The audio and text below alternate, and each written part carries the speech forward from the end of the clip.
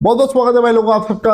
India versus England के बीच जो test series का 2 दिन के बाद आगाज होना है, जो पहला टेस्ट मैच खेला जाएगा, उसमें केएल राहुल का बैटिंग ऑर्डर क्या होगा, ये सवाल आप सबके मन में होगा। अब केएल राहुल के बैटिंग ऑर्डर को लेकर के एक बड़ी खबर आई है और डिटेल में उसके बारे में बातचीत करेंगे। आप सबके मन में सवाल इसलिए होगा क्योंकि भाई केएल राहुल जब ऑस्ट्रेलिया में खेले थे, जब उन्होंने ओपन किया तो 100 बना दिया था। उसके बाद India A versus England Lions के बीच जो उन्होंने एक अनऑफिशियल टेस्ट खेला उसमें ओपन किया तो वहां पर उन्होंने 50 बना दिया। इंटर स्क्वाड मैच जो हुआ था उसमें केएल राहुल का 50 था।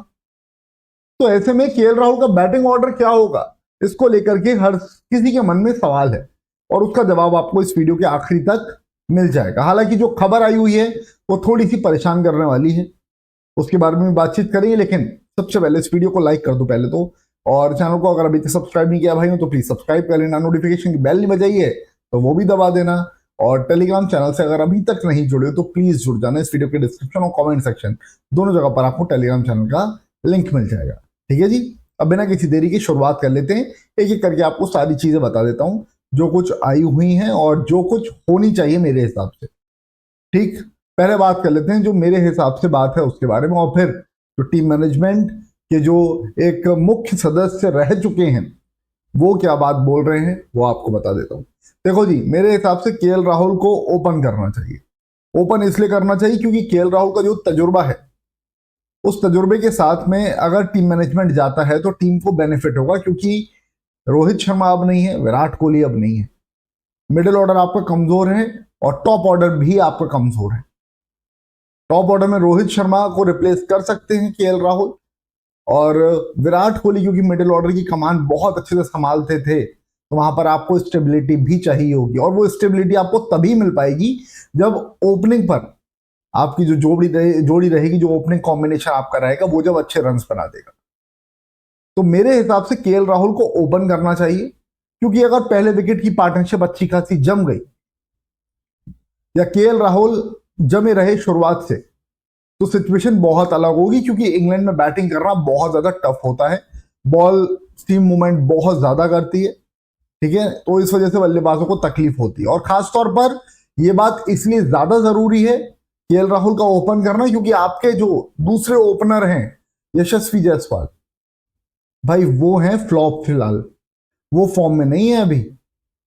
दो इंडिया ए स्क्वाड वाले मैच जो थे वो, और एक इंटर स्क्वाड मैच यशस्वी जायसवाल ने इन 6 पारियों में मिला करके सिर्फ और सिर्फ 64 रन बनाए हैं। ठीक है जी, या 5 पारियों में 64, मतलब एक जो उनकी पारी आई है बड़ी वो 64 रन की आई है। उसके बाद यशस्वी जायसवाल 24, 25, 16, 17 इस टाइप के उनके रन हैं।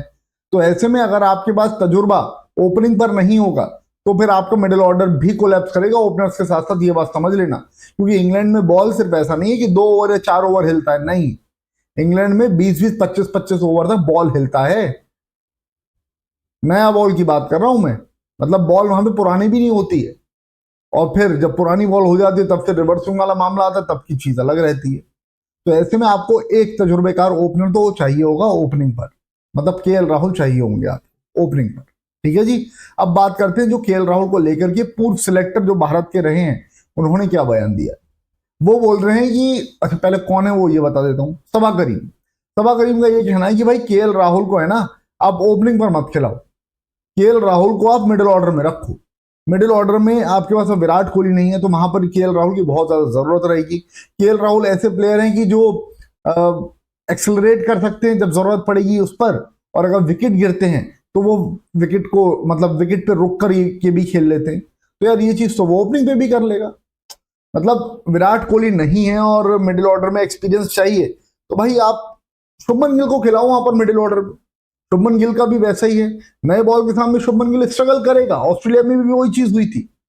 यहां पर केएल राहुल थोड़ा ठीक ठाक खेल ले ऐसी उम्मीद है, तो केएल राहुल को आप ओपनिंग पर रखेंगे, मिडिल ऑर्डर में आप शुभमन गिल को रखिए, और अगर आपको और तजुर्बा चाहिए तो फिर आप करुण नायर को भी ले आओ नंबर 5 पर।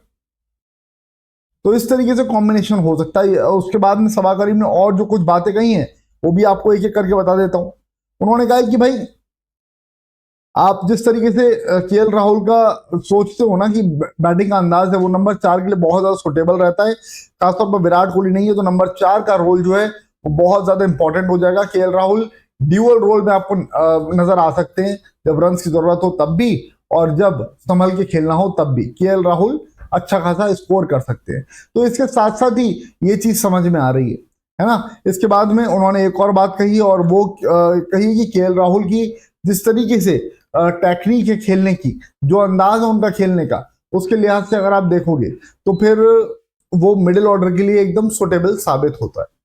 उसके साथ में सभा जी ने एक और चीज कही है और वो कही है कि उनका जो टेम्परामेंट है खेलने का, है ना, जो रिस्पॉन्सिबिलिटी वो दे सकते हैं, वो मिडिल ऑर्डर में उस मैच्योरिटी की जरूरत है, ये सबा करीम का कहना है। बट मैं उनकी बात से इत्तेफाक नहीं रखता। मेरे हिसाब से आपके जो केएल राहुल हैं उनको ओपनिंग पर खेलना चाहिए। जरा टीम कॉम्बिनेशन की बात कर लेते हैं थोड़ी सी, है ना, उसके बाद फिर आपको बहुत सारी चीजें क्लियर होती हुई नजर आ जाएंगी। टीम कॉम्बिनेशन जो है उस पर थोड़ा सा फोकस रखेंगे और उसके साथ साथ फिर आपको और भी चीजें समझ में आएंगी। तो टीम कॉम्बिनेशन की अगर बात करें तो फिर आपको एक सेकंड बस इंतजार कीजिए, आपको यहाँ पर जो स्टैट्स हैं वो आपको कुछ इस तरीके से दिखाई देंगे।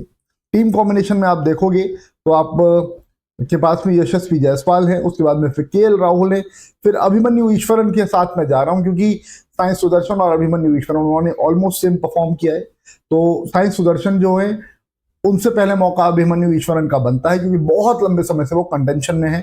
उसके बाद नंबर 4 शुभमन गिल का, फिर करुण नायर, फिर ऋषभ पंत, फिर रविंद्र जडेजा, शार्दुल ठाकुर, बुमराह, सिराज और अर्शदीप। नीतीश कुमार रेड्डी और शार्दुल में से मैं शार्दुल को पिक कर रहा हूँ खिलाने के लिए क्योंकि ऑलराउंड परफॉर्मेंस उसने करके दिखा दी है अभी।